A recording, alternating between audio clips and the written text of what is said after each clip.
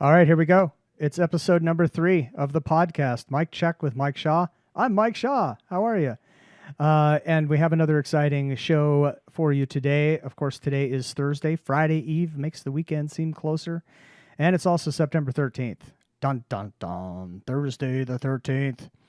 Oh, my goodness. Lisa, Ruth, what are we going to do? It's Thursday the 13th. Hey there, Mike. I know it's a precursor to Friday the 14th, and Right. I don't know how we're going to handle all of that excitement. Well, you know, people get really upset when it's Friday the 13th. And I always say any other day that's the 13th is worse than Friday the 13th. So, like, the worst is Monday the 13th. Why isn't that a thing? That's all I'm saying. We can make it one. I think I've started. Maybe it'll catch on. It should. Lisa, welcome back to the show. Thanks for coming on. How is my state of Oregon doing? State of Oregon, it is it's very mellow. Everybody's happy and very Correct. Friendly. Right. And there's a little mixture of some sunshine and rain, which is good. I've actually kind of missed the rain, actually. See? So it's been welcome relief, actually. Yeah, see how that happens? Yeah, I know. Wouldn't you know? But yeah, everything's going great out here. Just started back to grad school this week. Yeah. So that's been getting reoriented with academics on the other side. That's exciting stuff. Lewis and Clark College is just beautiful. Just Oh my gorgeous. goodness, yeah, it is. Just so gorgeous. Well, say hi to the state when you get a chance for me. And just to update you on what's happening here in Tucson, where you and I used to hang out back in the Tea Party days and beyond. Oh, yeah. I think Oh, yeah. today is the 6th day in a row over 100. Pretty unusual for September. Well, yeah, for September it is. If it was June, I'd say, what's your problem? Yeah, But yeah, exactly, for right, September. Right. Yeah, and it's supposed to stay over 100 for till Wednesday. So Oh, wow. I know we're having a late heat wave, but it's all right. It's a dry heat, so it's good. Yeah, well, it's always dry heat. No, it's not. It was really humid this summer. It was really Oh, humid. was it Yeah, really? yeah, we had a lot of humidity this summer. We did good for monsoon, except for the center part of town.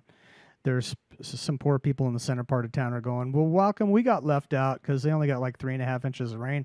The rest of us are around 7. So Oh, my God. I know, I feel bad for them. All right, let's get to the stuff. So All right. when we have you on, we talk about lots of different things because you're an artist and an entrepreneur, and you're awesome. And I left one thing out, but you're all those things and more. So we love talking to you about all kinds of different topics. Now, I think Thank you. I want to start with, because last time you were on, you made a big pitch for Kelly Ward for the Senate race, and Yeah. And as you know, Kelly did not win. Martha McSally did. Yeah. I'm hearing some noise. I'm hearing more noise about Leah Marquez Peterson, who won CD2 on the Republican side, and I'm seeing some of our friends that are pretty far right, very conservative people who are not going to vote for Leah Marquez Peterson. I'm like, are you crazy? You're going to have Ann Kirkpatrick instead? And it's like, well, she's just not conservative enough for me. What? So I'm not going to vote for her. And I'm seeing that on Facebook. I'm hearing the same kind of thing with Martha McSally, although less of it. Well, listen, I understand that what we have to understand, I guess, overall, is that when we're voting for people, you have to look at what your options are in front of you. Yeah. And the two people who are most notable in these races are one's a Republican, one's a Democrat.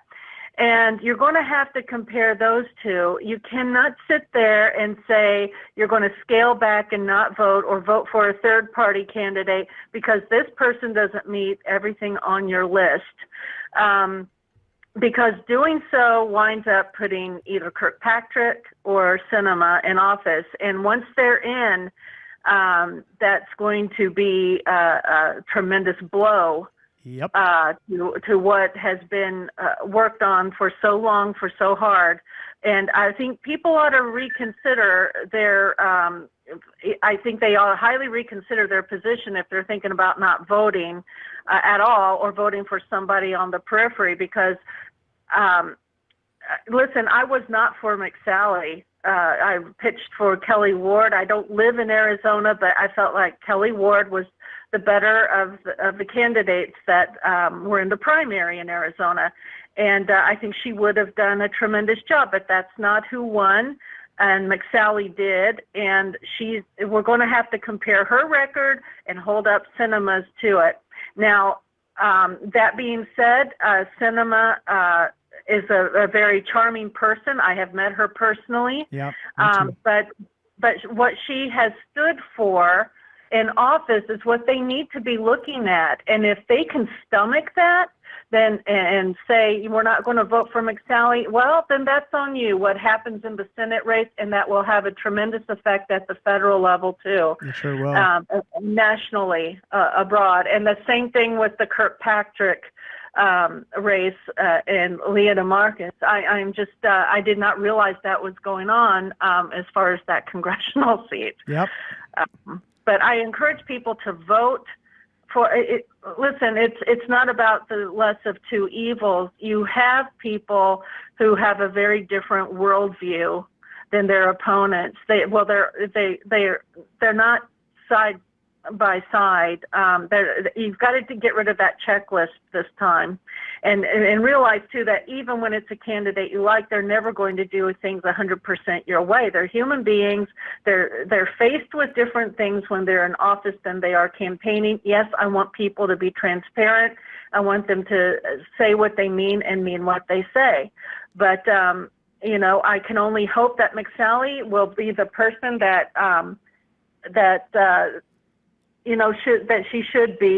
she campaigned as being, and go from there, but not to sacrifice, a vote and leaving it to Sinema or Kirkpatrick.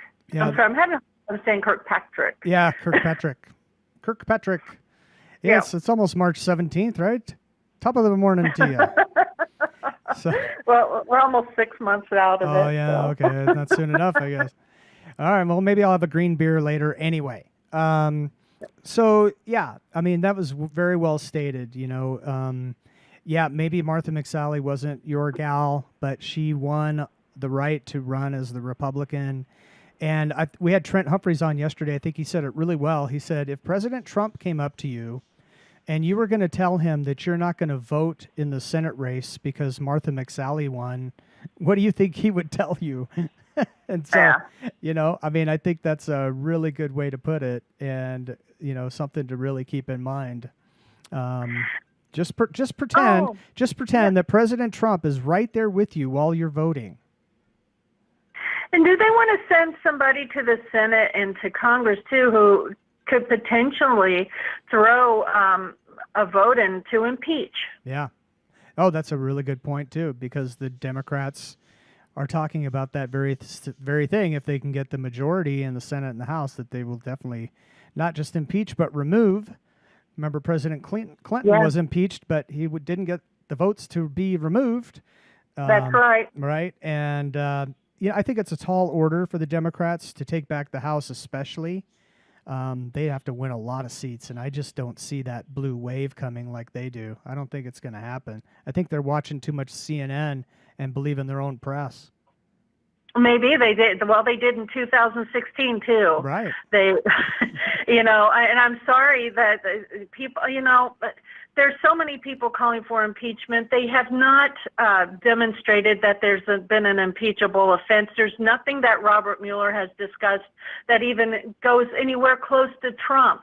And the things that he's brought up are around with Manafort and Cohen have nothing to do with Trump. And not only Manafort, was his issues were with the Clintons. His tax records years ago. With the Clintons, too. And with the Clintons, right. Yes. When he was working with the Clintons and Paul Begala and company. Was it Paul Begala? I think I have that right. But Begala. Yeah, Begala. He was working with them on this uranium stuff and some other stuff with the Russians. Yes. I mean, yes, he was. So if he's guilty, it's with the Clintons, not with the current president. Well, something too, and that you brought up about all the players on the Uranium One deal. Why why aren't they harping on that more? Because that was a very real event. Even the New York Times covered it very. I found the article from 2012. Right. This was probably 2 years ago, and the article details. I mean, it was very sobering to read. They did a beautiful job writing about that in 2012, and it's like, that's a no-brainer on what was done there. Yeah. And we just have we have a huge problem. So during the Obama administration, 8 years, we have Eric Holder, we have Loretta Lynch, not one special prosecutor, not one special investigator, whatever you want to call it, the two iterations that there are. And we get President Trump, and within a couple months, we have we have a special prosecutor or whatever Mueller's official title is. And that the Obama administration just wasn't going to allow that sort of thing. So when we had Fast and Furious, which was bad, as we know, especially here in southern Arizona, and Brian Terry, the Border Patrol agent, killed by one of the Fast and Furious guns from some illegal immigrants that have been extradited, and finally the last one is here, going to face trial. That's all related to Fast and Furious. Nothing ever happened about that. Eric Holder was held in contempt of Congress. No consequences for that.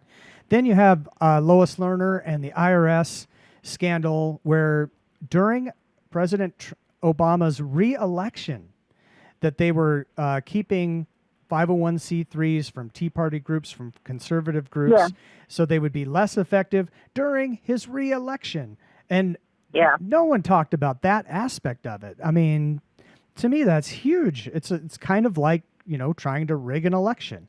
Nothing ever happened to that. Lois Lerner's retired. She's got her nice pension. Nobody's in trouble. No special investigator for that. No. And then all the Hillary Clinton emails and the FBI texts with each other. And now we find out that the FBI was texting about their leak to the press campaign. Like, this is just out of control, but only one side ever gets investigated, and it's the Republicans. Well, this is, I mean, we've been watching this whole time, and all of us, our heads are spinning at how, first of all, it wasn't, honestly, Mike, were you surprised that there was this deep state? I'm not. Not really. No. I'm not surprised. But now that it's exposed, can we do something about it? Well, we can, and I do believe that there are people trying to. But this is what the part of the problem is that you have a media that's just, like you said, they're just going at it on a one-sided angle. And part of it, I think, is because a lot of them would be in trouble with some of this stuff coming out. Maybe. The more info that we see, there's more underneath it. That it's like peeling back an onion. And you have a lot of people who would be exposed. There could be a lot of ties. I even wonder about Hollywood ties. There's a lot of nose rubbing between politicians and Hollywood elites as well. And I hate putting that out there like that, but there's nothing else that explains the absolute sheer hatred of the Trump administration and those working around him. They're being basically accused of doing what these very people are doing or have done. Yeah, exactly. And that's the strategy, right? What are you guilty of? And then vehemently accuse the other side of being guilty of what you are to deflect. And sad but true, apparently it works. Well, yeah, unfortunately it does. And if it goes right back down to we the people. If we were really paying attention, if we really were not distracted by all of these other things like being entertained all the time, and really studying what is so valuable about keeping our republic and what a republic is, I think we would be making some very different decisions. But we have a polluted and very corrupt education system. We have a lot of things, and I would say that that's probably on the forefront right there. Is we're not doing what it is we need to do with education, and we're going to continue to have generations that are dumbed down. I hate saying it that way, but that's exactly what's happening, who are going to be guided by their feelings more so than their intellect. And you're an educator. You're an educator saying yes, this. I am an educator saying that, and I'm not the only one. I just happen to be the one on your show. Oh, that's right. Yeah. That's the most important one. That's what I'm thinking. So, all right. So now you're scaring me a little bit. And I want to go down that rabbit trail a little bit. Education is dumbing down our kids. How so? How are they being indoctrinated? Because I hear that they are. Well, the how is in the fact that we're not actually teaching them subject matter that enlightens their intellect. We have watered down history to being nothing more than we call it social, part of the social studies curriculum. It's not treated as though it's of value. In fact, kids walk into a history, and I've heard it because I've been a teacher at the elementary level too. Why do we have to learn about what happened back then? It's gone, it's over. And I said, because that's what tells you how we got to where we are today. Right. And making connections. We're not making connections. Let me give you an example. I can remember being in elementary school. I loved history. Even though I didn't know, what people dressed like, or what their houses may have looked like, or anything like that, or exactly what their struggles were in going across the ocean and not having the Weather Channel alarmists back then. It's like you could use your imagination. It was based on, too, some of the writings that our teachers used to share with us that people on those boats actually wrote, the ones that survived and got over here, whether they were in the McGuffey readers, which are just some of the best ways to teach a child to read, and they're not used in schools anymore unless they're private or homeschool. But the McGuffey readers had stories it put a picture in your mind of what it was like, what the real struggles were going on back then. Mm-hmm. It also it raised your interest. You don't have history written like that anymore. Right. A lot of it is very short.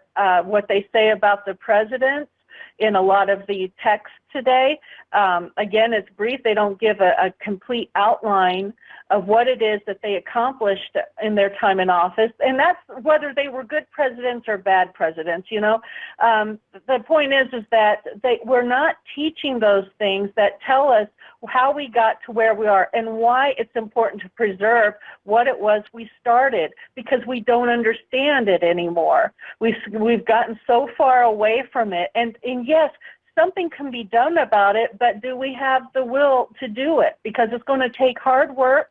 It didn't get it like this overnight. It will take a lot of hard work to go back to what was very good about American education. And what was good about it is before we adopted a German model in the late 1800s. And I would start by, too, getting the federal reins out of it. And I know we've talked at length about that before, because and just recently there was a G20 summit of education leaders. Did you hear about that? Oh, I'm afraid. What happened? Well, when it's got G20 in front of it, you'd be afraid. Yeah. But Betsy DeVos, the education secretary, and also the labor secretary, Acosta, I forget his first name, my apologies on that, but as you know, the education is going to be merged with the Labor Department. And this is something that is seen as being a global strategy. So other countries have got, at this summit, we're getting together, because it looks like they're going to employ that strategy too. So that doesn't give me any hope that we're going to reverse any of these things. If school is nothing but job training, first of all, education and job training are two different things. Right. One in which education is supposed to be developing a citizen and developing their intellect.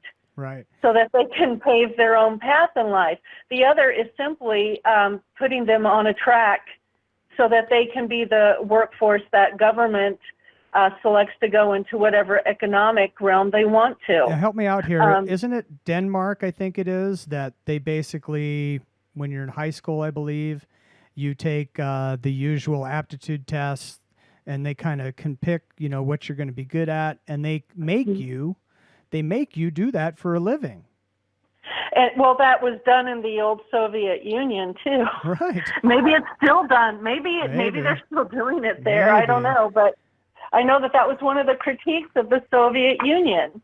You're not going to have the capacity in the not too distant future. In fact, many kids now, it's like they just get stuck on one thing because they're being told, oh, you've got good math skills. Yeah. Well, the kid may have good math skills, but what if they don't want to do engineering? What if they don't want to be a computer scientist? What if they have other dreams and aspirations? Maybe they're good athletes. Maybe they're good at writing, but we've certainly disconnected kids from writing. I always wanted to be in radio and TV, but I had mad math skills and science, and now I regret it because I'm poor all the time. Do you have $20 I can borrow? Barely. I'm back in grad school. Why do you think I have money? Because you got a government loan to pay for your school. You're probably swimming in money right now, and then 4 years from now you'll have this really big payment due. Hey, well, you know what? I've been paying on the other two I have. Right. So. Exactly. Well, that's the thing. Even at 55, I guess I could go back to school and get my CIS or become a IT guy or something like that. Mike, you know what? Just on a personal, if there's something you honestly want to do, go back in school and get that certificate. There's other people in my age group that are seeking, that are in my program too, and I felt better when I saw that. That's good. Yes. Well, here's what I'm excited about for the future. And I can't remember the name of the book. We had the author on for another topic, but we wandered into his book a little bit. And he's really optimistic about the future and the economy, and no, robots aren't going to take your job. They're just going to free you up so that you can achieve your dream job. And he points to things like twitch.tv, where you have gamers making money playing games online. You have podcasts like this one, the big podcasts that take off. Those podcasters make lots of money in deals with advertisers, and they cross promote on YouTube, and they get trillions of views on YouTube, and they make a lot of money doing that. Just this internet economy that we have, it really opens up a lot of possibilities for a lot of people. When I was in kindergarten, we all wanted to be astronauts and firemen. And now the kindergartners, they did a survey recently. I think it was 3/4 of them, their dream job was to be a YouTube star. Oh, boy. Yep. But the thing is, if you have interesting enough content and are consistent, almost anyone can achieve that. But you know what's interesting that you brought about the YouTube star stuff is, I think I put this out on Twitter recently, where some of the people who within the last 5 years who became YouTube stars, whether they were gaming and had people plugging in to see what they were doing to break, I don't know if it was breaking codes or whatever it was they were doing, but they became like these big sensations, and then other companies took interest in these individuals, but they had to keep the pace up every day and kind of one up it. And these people started getting depressed and burned out. Yep. And because they were being forced to keep up that rate, because they recognized that if that person didn't log on for one day, they would lose thousands of viewers, which translated to dollars. And I don't understand how all of that works. Yeah. But these YouTube quote-unquote stars were talking about the thing that they thought was going to make them so happy turned out to bite them in the end. I think it's like any job, because YouTube, at that level turns into a job. And you see YouTubers who get interviewed and they talk about being on the treadmill. It's just a constant treadmill. You're shooting video, editing video, posting video, shooting video, editing video, posting video day after day. and it can get to be tedious, and you work alone a lot, so you don't have that human interaction that a lot of jobs have. I mean, there's downsides to it, definitely. It's like any other job, being on TV. It looks glamorous, but you don't see all the hard work that goes in behind the scenes. So I just think it's interesting that because of the internet and the state that it's in, and it's just going to continue. I think 2 billion more people are coming online in the next 10 years. That, the space is going to continue to grow. The opportunity is going to continue to grow. And you're going to need a well-rounded education. You're going to need to know how to be self-taught to be able to, move into a lot of these creative type spaces like that. It's not, I mean, it may be something that I don't think the United States or Soviet Union or Denmark is going to step in and say, hey, you should be a YouTube star, and that's what we're going to make you do. You know what I mean? I think YouTube stars is a possibility for some people to achieve a dream and to, have their own business. I look at it this way. No, I don't believe that the government's going to say that, oh, well, you need to, like you said, the example of, Right. oh, you need to be a YouTube star. But when you're using the education world in order to track a kid from the time they enter school until they leave school, whether that's at the high school level or at the college level, and you're tracking their progress all the way, and then also making it so, oh, if they're not at this level by third grade, then this is what they're going to do. I think that's horrendous. Yeah. And it is horrendous because every kid learns at a different level. What maybe they don't get at the third grade level, they do at the sixth grade level. And this stuff will follow them the rest of their lives, and it will affect their employment. It will affect anything they do in life. And that's what I think people are not realizing, that this digital footprint, I mean, it's kind of, it goes along with a lot of things that I can remember about the biblical prophecy that didn't make sense 40 years ago, that it actually does now. That's my humble opinion. All right. I guess like everything else, we'll see how it goes. Now, I know we'll see. I know I have to let you go in a few minutes, but we need to touch on the subject that is near and dear to your heart. And I give you a little bit of pushback on it. But I guess Paula Poundstone, you tweeted this. Paula Poundstone is going to be in the Portland area. Is that right? September 17th or where? No, this is not in Portland. Oh, this Santa Monica. Yeah, Santa Monica, California. Okay. There is an event that she is hosting called Kids, Brains, and Screens. And it's going to be an event. It starts at 7:30 p.m. on Monday, September 17th. So if you're in the Santa Monica area, you can buy the tickets. They're only $25 at brownpapertickets.com. And you can get the seating there. The event is going to have two speakers. One of them is a child psychiatrist, Victoria Dunkley, MD. She's also a board member for Physicians for Safe Technology and author of an acclaimed book called Reset Your Child's Brain. And then there's also going to be Melanie Hemp. She's the founder of Families Managing Media. I believe they're out of North Carolina. And so this is an organization that's helped families basically be able to talk about it together and then work together to find some solutions and be able to have an influence in their schools and influence even in each other's lives, because you need a support system, because honestly the tech companies are going over the heads of parents and teachers and even districts in order to make sure that they're getting their infiltration into the schools. But and this is also a subject that Paula addresses in her brilliant book, The Totally Unscientific Search for Human Happiness. I think I butchered the title, and I apologize for that. Right. It sounds about right. But she also talks about this too, as her family has been affected by screen addiction too. I believe it was her son, and she talks about that, and she's going to be addressing that too at this meeting. And I have the pleasure of being able to attend, as this is part of my graduate work that I'm working in. Nice. I'm going in for, it started to be a Master of Arts in Art Therapy Counseling, but I'm moving into, they opened up a Master of Science in Art Therapy Counseling, and Wow. so I want to do my graduate thesis.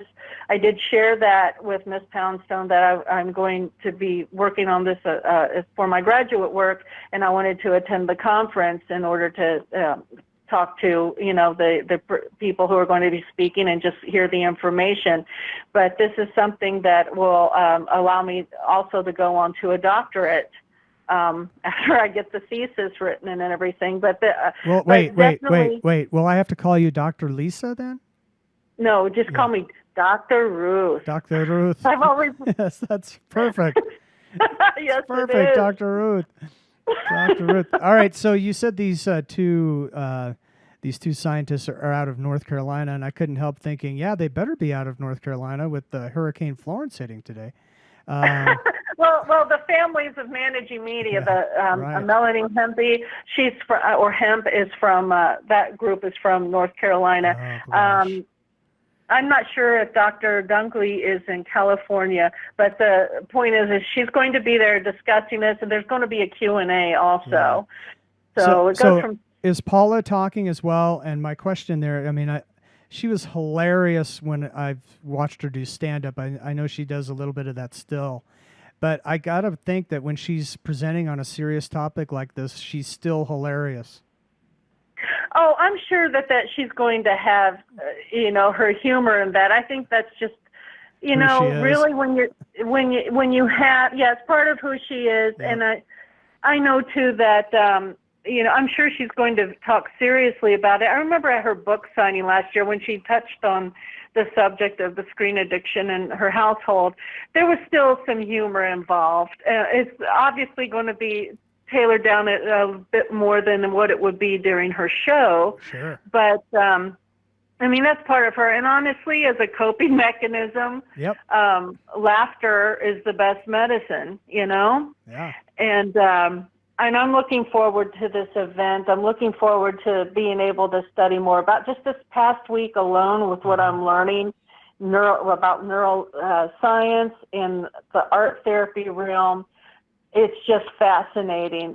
And I'm eager to get started because that's one of the things I want to do is find a way to help these kids that it is a real addiction, and there's more and more studies that are coming out about the effects on the physiology of young kids exposed to games and screen devices earlier in life. And I want to find a way to help them through the arts. They're even finding that they have to treat this differently than they do kids that have different addictions, like to drugs and alcohol. And I have my own theories on why that is, because this isn't something you ingest the same way. You're intaking it through your viewing, which anything that you see translates to your brain activity.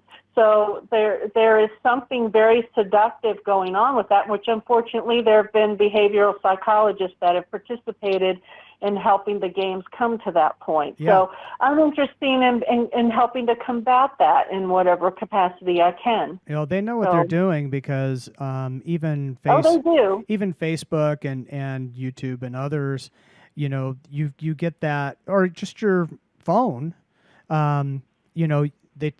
they talk about when you have an alert like on your Facebook alert. Well, you want to get in there and you want to get rid of that alert, so you want to check what it is. And as you get to zero again, or as you post something online that gets some likes and whatnot, your brain gets the dopamine, and it is addictive. I mean, even for us adults.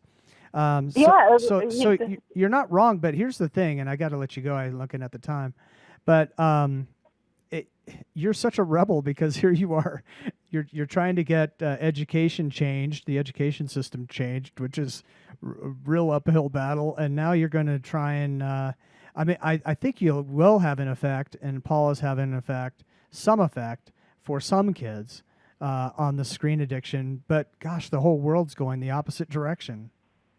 I know it is, and I'm not. That's not lost on me. But you know what? At least you got to do your part, even if it's in your own little speck of the woods, so to speak. Right. Because if you can at least talk to families and help them out, because I've dealt with that as a teacher, having to talk to families because their kids are coming in and not able to perform as they should be, and it's directly related to kids staying up all night, sneaking around, getting on computers when everybody goes to sleep, or or having access the parents didn't even know they had, and that's the compulsion that it has on these kids, is to lure them like that. Yep. I understand the general excitement, but hours upon hours upon hours of that repetitive cycle, and that's all they think about, and it disrupts their learning process, their social skills, and just being able to have a normal life. Yeah. There's a solution for both of these problems that we've talked about, the education system and also the screen addiction for kids of all ages. And that would be parents. Parents are the answer, especially a state like Arizona where you have such an ability to go to a private school or to a charter school. You have really good opportunities for school choice here. And, that takes an active parent who's involved in their kid's life to do that. And if you're an active parent involved in your kid's life, you're going to be restricting that screen time too. Well, I understand that, but the thing is that there are a lot of parents who are working to eliminate, access to it. I know of people. I want to be careful about what I'm saying because I don't want to compromise anybody or anything like that. But people who have gone to great lengths in their own home, and then they've tried to talk to a teacher because their kid is having difficulty prying themselves away from it at school. Right. And we're talking little kids, and the little kid doesn't even understand why they can't get away from it, but it's a problem that even good parents who are trying to stay on top of it are having to grasp with, because it's everywhere. Yeah. Go ahead. I'm sorry. Well, because I was going to wrap it up so I can let you go, but the other part of that is education. Parents may not know of the dangers, and that's what you're doing. You're learning, you're researching, you're getting educated so that you can educate others, and that's a good thing, getting the word out there. Well, thank you, Mike. Yeah. Dr. Ruth, have a safe trip to wherever you're going, and have an amazing day. Lisa, again, is an artist, an entrepreneur, and an educator, and other awesome things that begin with vowels. Lisa, we appreciate you so much. Thanks for being on episode 3 of our little podcast. Well, thank you so much for inviting me, and best of luck with all of these new ventures you have going on too. Absolutely. This will be at MikeCheck, MikeCheck.us within the hour. I'll get it all uploaded, and it'll be on iTunes and all over the place. You'll be world famous once again. All right. Yay. Thanks a lot, Mike. Thanks, Lisa. Have a great day. We'll talk soon. All right. Bye-bye. All right. Bye. Lisa Ruth, ladies and gentlemen, good friend of mine still, and from way back. It's funny because when I look back at some of the old Tea Party videos that I did, that's been, 9 years ago now, something like that. And the second video that I did, Who Made Your Sign, that went nationwide, Hot Air, I think, picked that one up. hotair.com, conservative website you may know of. And so when that went everywhere across the country, and I was looking back on it, I don't know, a few years ago, and I had no idea who Lisa was, but Lisa makes an appearance in that video. So it's just funny just to see how all of these relationships, the friendships that I have from the Tea Party days that have remained, how they started back in those early days. It was fun times for sure. All right, that is episode 3 of Mike Check with Mike Shaw. I'm Mike Shaw, and we'll have episode 4 tomorrow. I'm not sure who yet. I'm still efforting a guest, but I have an idea who I want, so I think that'll probably work out, but we'll find out together tomorrow.